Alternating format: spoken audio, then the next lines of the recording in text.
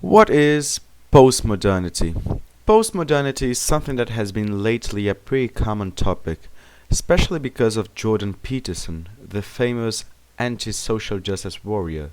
He mentions it a lot alongside with the concept of cultural Marxism. So, what exactly is it? Where does the concept of overcome or period after modernity? So, I guess we have to first define what modernity is. I mean, most importantly, what modernity means to the philosophical comprehension of the reality. Especially during the 18th century, the Enlightenment took place in Europe, and rationality became the banner that led the bourgeois class to power. In other words, the emergence of a class of owners that wasn't related to land or religion, as it was during feudalism, led to the Age of Light and new republican and scientific ideas.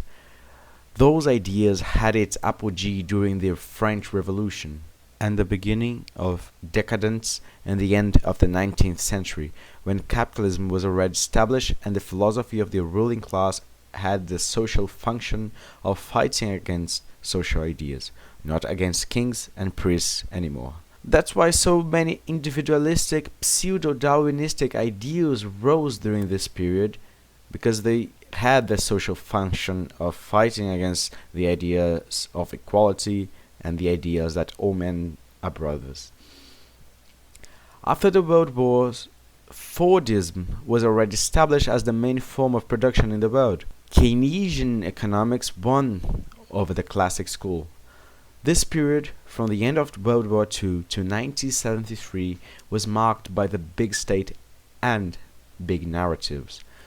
The world was explained either by the communist way of seeing things or the capitalist one. I mean, these were what we call meta-narratives. There were systems that explained the world and how it was. Both capitalism, with its philosophical background being philosophers like Stuart Mill and economists like Adam Smith, and communism share the same origin, the Enlightenment. The idea of progress, the idea of unveiling the world through reason, etc. After the shock of 1973, when the prices of oil skyrocketed, the world entered in a major crisis, what is called by David Harvey as the beginning of the era of flexible capital. It's not about big companies producing goods as Ford used to do. It's not about the state being the regulator of the economy. It is about the stock market, about investment in non-productive areas. Less state, more economic freedom. The end of the welfare state and the rise of Thatcher, Reagan, and Friedman. This flexibility, this crusade against the form that capitalism was being carried on since the end of the war, reshaped the world's forms of production. The ultimate example of this is the Uber phenomenon. You have a flexible time and are owner of your car, but you pay for your petrol and food, no paid holidays, and the company gets a huge share of your income. This economical process of flexibility dissolved the factory form of production of the Industrial Revolution, especially in the developed countries.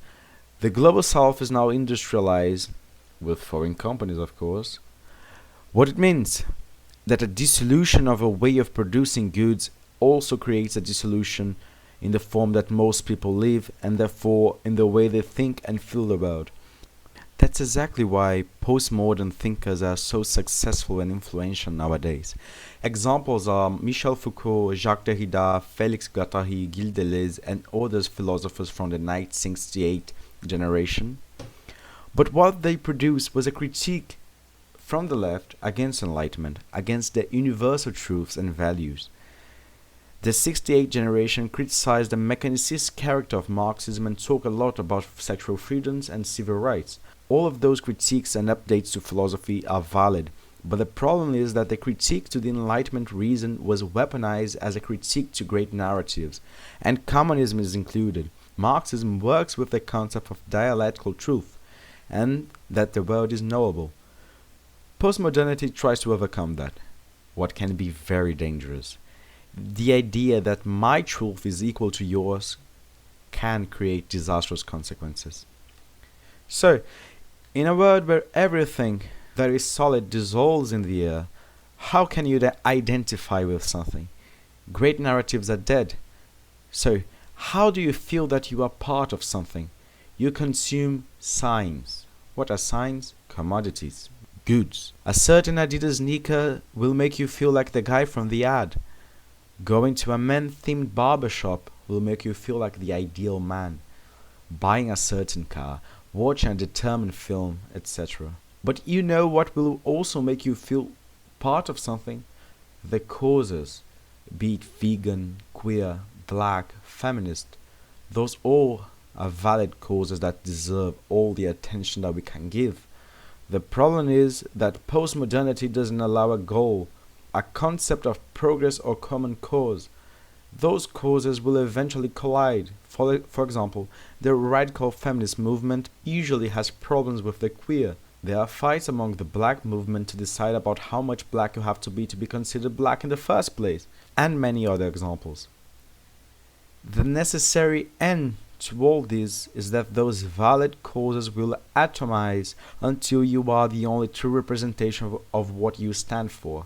As the conservative author Ayn Rand used to say, the smallest minority on earth is the individual. That is exactly why no minority should reject the existence of truth.